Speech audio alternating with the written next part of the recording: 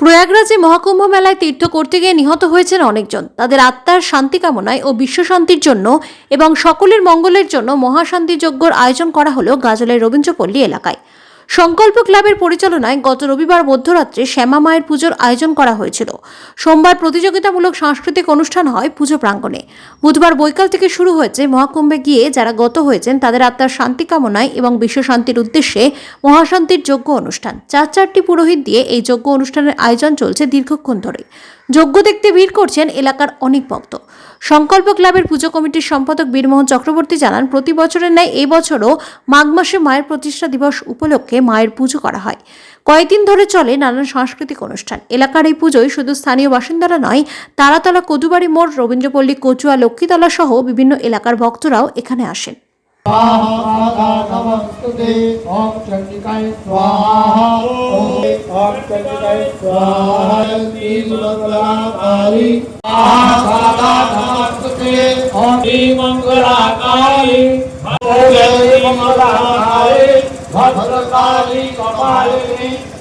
সংকল্প ক্লাবের উদ্যোগে আজকে আমরা এই মহাযজ্ঞের আয়োজন করেছি।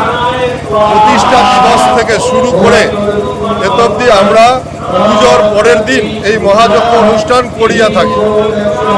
এই বছর আমরা একদিন পিছিয়ে পড়লাম, কারণ হচ্ছে পূজার পরের দিন সরস্বতী পুজো ছিল, তাই আমরা একদিন পিছিয়ে এই মহাযজ্ঞ অনুষ্ঠানটি আয়োজন করেছি।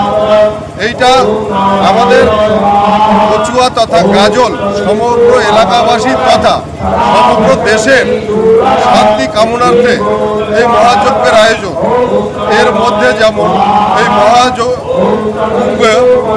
মহাকুম্ভে যে দুর্ঘটনাগুলো ঘটেছে, বিভিন্ন লোক সেখানে পদপিষ্ট হয়ে ভিড়ে অসময়ে মারা গেছে, তাদের সকলের আত্মার শান্তি এবং এলাকাবাসীতে যাতে সুখ শান্তিতে আমরা গাজলবাসী তথা আমার ভারতবর্ষ থাকতে পারে, তার পরিকল্পনা মাথায় রেখে আমরা এই মহাযজ্ঞ বা এই শান্তি যজ্ঞর আয়োজন করেছি।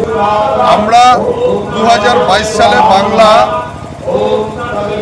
মাঘ মাসের 19 তারিখে আমাদের প্রতিষ্ঠা হয়েছিল। সে বছরও এইরকম 2রা ফেব্রুয়ারি পড়েছিল।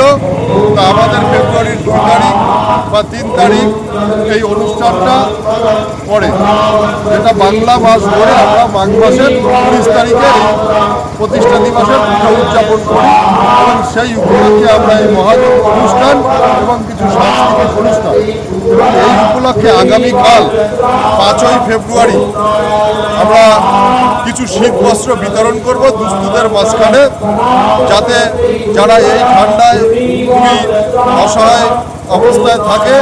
আমাদের সামান্য প্রয়াস থেকে মানসিকতাটা আমরা বড় রেখেছি, যদিও আমাদের যোগানটা খুবই সীমিত, এর মধ্য দিয়ে আমরা সেই জায়গায় পৌঁছাতে চাইছি এবং আগামীকাল সন্ধ্যা থেকে মধ্যরাত পর্যন্ত যত সময় মানুষ থাকবে তাদের বসিয়ে আমরা প্রসাদ